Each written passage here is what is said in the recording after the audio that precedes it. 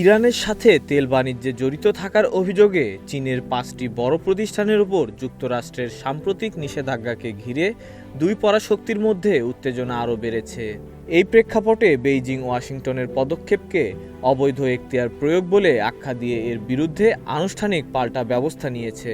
চীনের বাণিজ্য মন্ত্রণালয় জানিয়েছে, যুক্তরাষ্ট্রের নিষেধাজ্ঞাগুলোকে কার্যকর হওয়া থেকে রুখতে একটি বিশেষ আইনি নির্দেশ জারি করা হয়েছে। রাষ্ট্রীয় সংবাদ মাধ্যম সিনহুয়ার বরাতে বলা হয়েছে, এই নির্দেশের মাধ্যমে নিষেধাজ্ঞার আওতায় থাকা চীনা কোম্পানিগুলোকে সুরক্ষা দেওয়ার চেষ্টা করা হচ্ছে।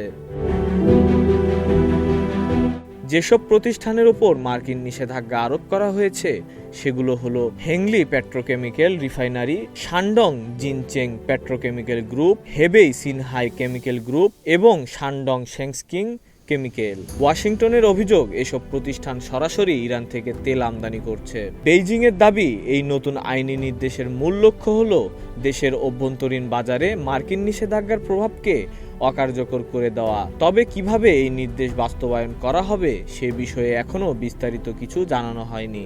বিশ্লেষকদের মতে, ইরানের তেল বাণিজ্যকে কেন্দ্র করে যুক্তরাষ্ট্র ও চীনের এই পাল্টাপাল্টি পদক্ষেপ বিশ্ববাজারে নতুন করে অস্থিরতা তৈরি করতে পারে। Desk report, news flash 71।